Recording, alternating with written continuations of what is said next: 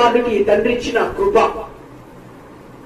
నిజంగా అర్హత లేదు, క్షమించబడ్డానికి కానీ మళ్ళీ తండ్రి తనను అంగీకరించడానికి కానీ అర్హత లేదు. అర్హత లేని వారికి అనుగ్రహించబడేదే కృప.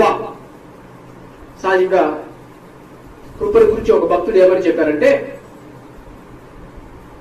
ఒక దొంగ వచ్చాడు, మన పాకెట్ ని మన జేబు దొంగిలించాడు, జేబులో ఉన్న డబ్బులు దొంగిలించాడు.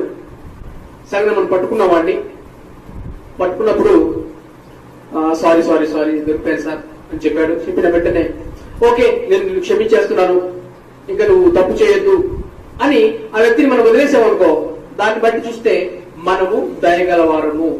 సహజంగా దొంగలు ఏం చేస్తారు, కొడతారు, పెడతారు, కానీ మనము వాడిని ఏం చేయకుండా వదిలేస్తే దాన్ని దయ అంటామట.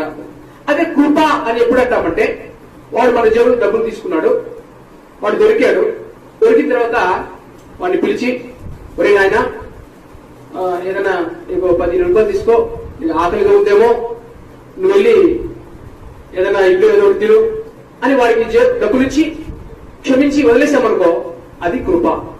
వాడు అర్హుడు కాదు, డబ్బులు తీసుకోవడానికి అర్హుడు కాదు, కానీ ఇవ్వడం అంటే దేవుడు మన పట్ల ఆ విధముగా వ్యవహరిస్తాడు. తప్పిన కుమారుడి పట్ల తండ్రి ఆ విధంగానే వ్యవహరించాడు. తండ్రి ఏమి, రే నువ్వు ఉన్నది కాస్త నీదంతా నువ్వు పాడు చేసేసావు, నీ సమయాన్ని పాడు చేశావు, నీకు ఇచ్చిన ఆస్తిని అన్ని పాడు చేశావు, కాబట్టి నువ్వు అర్హుడివే కాదు అని త్రోసివేయచ్చు. కానీ తనకి తండ్రి కృప చూపించాడు. అందుకని బైబిల్ మనకు చెప్పింది అంటే, నీ కృప జీవము కంటే ఉత్తమము. ఈ జీవము కంటే దేవుని కృప ఉత్తమమైనదట. కాబట్టి ఆ కృపను మనం పొందుకోవాలి. ఆ కృప ద్వారా మనకు జీవితము, ఆ కృప ద్వారా మనకు సమృద్ధి అయిన జీవము. అయితే మనం ఇందాక విన్నాము, దేవుడు కృప ఎవరికి ఇస్తారు? అహంకారులను ఎదిరించి దీనులకు దేవుడు కృపను ఇస్తారు. అయితే కృపను గురించి మీరు విశ్వాసము ద్వారా కృప చేత రక్షింపబడ్డారు. మళ్ళీ మనం తగ్గించుకున్నప్పుడు దేవుడు తన కృపనిచ్చి ఆయన మనల్ని రక్షిస్తారు.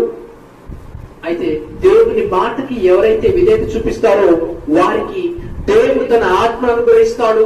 దేవుడు ఆయన తన రక్షణను కూడా అనుగ్రహిస్తాడు.